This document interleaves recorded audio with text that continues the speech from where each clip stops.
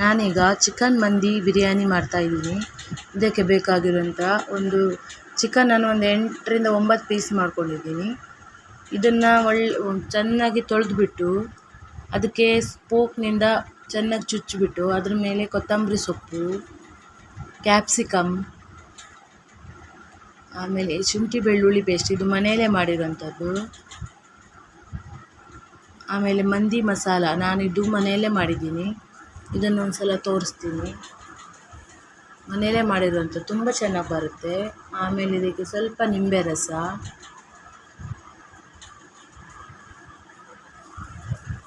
ಆಮೇಲೆ ಒಂದು dry lemon, ಆಮೇಲೆ ಸನ್ಫ್ಲವರ್ ಆಯಿಲ್. ಇದಕ್ಕೆ ಸನ್ಫ್ಲವರ್ ಆಯಿಲ್ ಹಾಕಬೇಕು. ಸನ್ಫ್ಲವರ್ ಹಾಕಿ ಚೆನ್ನಾಗಿ ಕಲಿಸ್ಬೇಕು. ಎಲ್ಲ ಮಿಕ್ಸ್ ಮಾಡಬೇಕು. ಎಲ್ಲವನ್ನು ಮಿಕ್ಸ್ ಮಾಡಿಕೊಂಡು ಎಲ್ಲ ಚಿಕನಿಗೂ ಅದು ಹೋಗಬೇಕು. ಚೆನ್ನಾಗಿ ಮಿಕ್ಸ್ ಮಾಡಿ ಆಮೇಲೆ ಒಂದು 2ರಿಂದ 3 ತುಂಡು ಚಿಕನ್ ಕ್ಯೂಬ್ಸ್ ಹಾಕ್ತಾಯಿದ್ದೀನಿ. ಇದು ಹಾಕಿದ್ರಿಂದ ಉಪ್ಪು ಹಾಕಬೇಕು ಅವಶ್ಯಕತೆ ಇಲ್ಲ. ನೋಡ್ಕೊಂಡು ಹಾಕಿ, ನಿಮ್ಮ ಟೇಸ್ಟಿಗೆ ತಕ್ಕ ಇದನ್ನು. ಯಾಕಂದರೆ ನಾನು ಶುಂಠಿ ಬೆಳ್ಳುಳ್ಳಿ ಪೇಸ್ಟಲ್ಲಿ ಮೊದಲೇ ಉಪ್ಪಿದೆ, ಮತ್ತು ಈ ಕ್ಯೂಬ್ಸಲ್ಲಿ ಉಪ್ಪಿರೋದ್ರಿಂದ ನಾನು ಉಪ್ಪು ಆ್ಯಡ್ ಮಾಡ್ತಾಯಿಲ್ಲ. ನೀವು ಬೇಕಾದರೆ ಉಪ್ಪು ನೋಡ್ಕೊಂಡು ಹಾಕಿ. ಈಗ ಇದೆಲ್ಲ ಚೆನ್ನಾಗಿ ಮಿಕ್ಸ್ ಮಾಡಬೇಕು. ಕ್ಯೂಬ್ಸನ್ನು ಕಲಸಿ ಚೆನ್ನಾಗಿ ಮಿಕ್ಸ್ ಮಾಡಿ ಒಂದು ಅರ್ಧ ಮುಕ್ಕಾಲು ಗಂಟೆ ನೆನೆಸ್ಬೇಕು. ಇದು ಸೈಡಲ್ಲಿ ಇಡಬೇಕು ಮುಚ್ಚಿ. ಈಗ ಇದು ನೆಂದಿದೆ, ಒಂದು ಅರ್ಧರಿಂದ ಮುಕ್ಕಾಲು ಗಂಟೆ ಆಗಿದೆ. ಈಗ ಇದನ್ನು ಲೋ ಫ್ಲೇಮಲ್ಲಿ ಇಡಬೇಕು. ಗ್ಯಾಸಲ್ಲಿ ಲೋ ಫ್ಲೇಮ್ ಮಾಡಿ ಇಟ್ಟು, ಅಂದರೆ ಜಾಸ್ತಿ ಹೈ ಫ್ಲೇಮ್ ಮಾಡಿದರೆ ಅಡಿಯಲ್ಲಿ ಸೀದೋಗ್ತದೆ.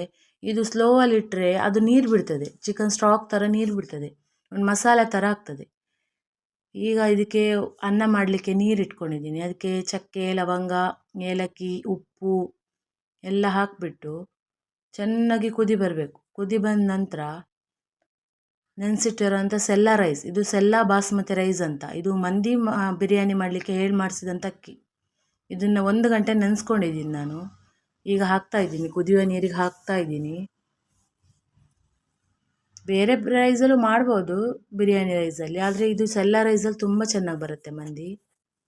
ಇದೀಗ ಮುಕ್ಕಾಲು ಭಾಗ ಬೆಂದಿದೆ. ಅದನ್ನು ನೀರೆಲ್ಲ ಆರಿಸ್ಬಿಟ್ಟು ಈಗ ಈ ಚಿಕನ್ನೆಲ್ಲ ಸಪ್ರೇಟ್ ಮಾಡಿ, ಅದು ಸ್ಟಾಕ್ ಥರ ಉಂಟಲ್ಲ ಅದು ಸಪ್ರೇಟ್ ಮಾಡಿ ಇಡಬೇಕು ನೀರು. ಖಾಲಿ ಚಿಕನ್ ಪೀಸ್ ಅದು ಮುಕ್ಕಾಲು ಅಂಶ ಬೆಂದಿರುವಂಥದ್ದು. ಈ ಚಿಕನ್ ಪೀಸನ್ನು ತವ ಮೇಲೆ ಸ್ವಲ್ಪ ಎಣ್ಣೆ ಹಾಕಿ ಹೈ ಫ್ಲೇಮಲ್ಲಿ ಫ್ರೈ ಮಾಡ್ಕೋಬೇಕು. ನಾನಿಲ್ಲಿ 2 ತವ ಇಟ್ಕೊಂಡಿದ್ದೀನಿ, ಅಂದರೆ 8ರಿಂದ 9 ಪೀಸ್ ಇದೆ ಇದರಲ್ಲಿ, ಬೇಗ ಬೇಗ ಆಗ್ತದೆ. ಇದನ್ನು ಒಳ್ಳೆ ಹೈ ಫ್ಲೇಮಲ್ಲಿ ಫ್ರೈ ಮಾಡಿಕೊಂಡು ಚೆನ್ನಾಗಿ 2 ಸೈಡಲ್ಲಿ ಫ್ರೈ ಮಾಡಬೇಕು. ಚೆನ್ನಾಗಿ ಫ್ರೈ ಮಾಡಿಕೊಂಡು ಮಸಾಲ ಥರ ಆಗಿದೆ ನೋಡಿ, ಆ ನೀರನ್ನು ಆ ಪಾತ್ರೆಯಿಂದ ಸಪ್ರೇಟ್ ಮಾಡಿ ಇಟ್ಕೊಡ್ತೀನಿ ನಾನು. ಯಾಕಂದರೆ ಅದು ಮಸಾಲೆಗೆ ಕಾಂಬಿನೇಷನ್ ಕೊಡುತ್ತೆ. ಅದು ಬೇಕಾಗ್ತದೆ ಮಸಾಲೆ ಮಧ್ಯದಲ್ಲಿ ಹಾಕಲಿಕ್ಕೆ. ಈಗ ಚಿಕನೆಲ್ಲ ಒಳ್ಳೆ ಫ್ರೈ ಆದಮೇಲೆ, ಫ್ರೈ ಆಗಿದೆ ಈಗ ವಾಪಸ್ ಅದು ಮಸಾಲೆ ಖಾಲಿ ಮಾಡಿದ್ರಿಂದ ವಾಪಸ್ ಅದೇ ಪಾತ್ರೆಯಲ್ಲಿ ಹಾಕ್ತಾಯಿದ್ದೀನಿ. ಒಂದು 4ರಿಂದ 5 ಪೀಸ್ ಕೆಳಗಡೆ ಹಾಕ್ತಾಯಿದ್ದೀನಿ ಪಾತ್ರೆದು. ಆಮೇಲೆ ಇದ್ರ ಮೇಲೆ ರೈಸ್ ಹಾಕ್ತೀನಿ. ಒಂದು ಫುಲ್ ಬೇಡ, ಒಂದು ಅರ್ಧ ರೈಸ್ ಹಾಕ್ತಾಯಿದ್ದೀನಿ. ಇದು ಮಸಾಲೆ ಸ್ವಲ್ಪ ಹಾಕಿಬಿಟ್ಟು ರೈಸ್ ಹಾಕಿ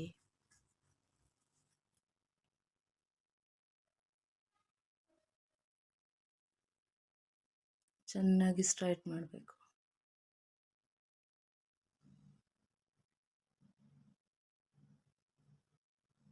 ಈಗ ಮಸಾಲೆ ನೀರ ಅಂತ ಆಗಲಿಲ್ಲ, ಮಸಾಲೆ ಥರ ಆಗಿದೆ ಅದು ಹಾಕಿಬಿಟ್ಟು ಸ್ವಲ್ಪ ಕಲರ್ ಹಾಕ್ತಾಯಿದ್ದೀನಿ, ಯೆಲ್ಲೋ ಕಲರ್, ಫುಡ್ ಕಲರ್ ಅದು. ಆಮೇಲೆ ಪುನಃ ರೈಸ್ ಹಾಕ್ಕೊಂಡು ಅದನ್ನು ಸೆಟ್ ಮಾಡಬೇಕು. ಸೆಟ್ ಮಾಡಿಕೊಂಡು ವಾಪಸ್ ಚಿಕನ್ ಹಾಕ್ತಾಯಿದ್ದೀನಿ. 4 ಪೀಸ್ ಚಿಕನ್ ಉಳಿದಿತ್ತಲ್ಲ ಅದನ್ನು ಇದ್ರ ಮೇಲ್ಗಡೆ ಹಾಕ್ತಾಯಿದ್ದೀನಿ. ಆಮೇಲೆ ಸ್ವಲ್ಪ ಉಳಿದಿರೋಂಥ ಮಸಾಲಾನ ಮೇಲ್ಗಡೆ ಹಾಕ್ತೀನಿ. ಮಸಾಲೆ ಎಲ್ಲ ಮೇಲ್ಗಡೆ ಚಿಕನ್ ಪೀಸ್ ಮೇಲೆ ಹಾಕಿಬಿಟ್ಟು ನಂತರ ಕಲರ್ ಸ್ವಲ್ಪ ಉಳಿದಿತ್ತಲ್ಲ ಅದನ್ನು ಹಾಕ್ತಾಯಿದ್ದೀನಿ. ಕಲರ್ಫುಲ್ ಆಗಲಿ ಅಂತ, ಮಂದಿ ಸ್ವಲ್ಪ ಕಲರ್ಫುಲ್ ಆಗಿದ್ದರೆ ನೋಡಲಿಕ್ಕೂ ಚೆಂದ ಇರ್ತದೆ, ತಿನ್ನಲಿಕ್ಕೂ ಟೇಸ್ಟ್ ಆಗ್ತದೆ. ಮತ್ತು ಸಣ್ಣದಾಗಿ ಹೆಚ್ಕೊಂಡಿರುವಂಥ ಕೊತ್ತಂಬರಿ ಸೊಪ್ಪು ಮತ್ತು ಪುದೀನ ಮತ್ತು ಕಾಯಿ ಮೆಣಸನ್ನ ಈ ಥರ ಹೀಗೆ ಇಡಬೇಕು.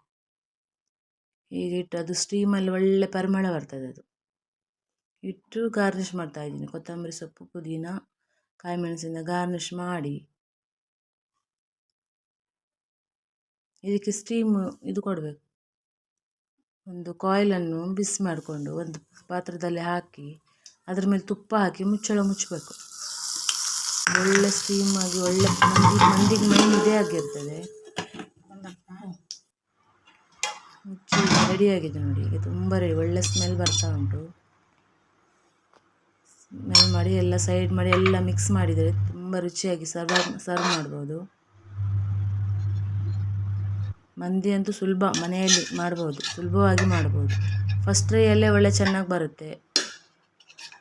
ಸಬ್ಸ್ಕ್ರೈಬ್ ಮಾಡಿ. ನನ್ನ ವಿಡಿಯೋ ಇಷ್ಟ ಆಗಿದರೆ ಲೈಕ್ ಕೊಡಿ.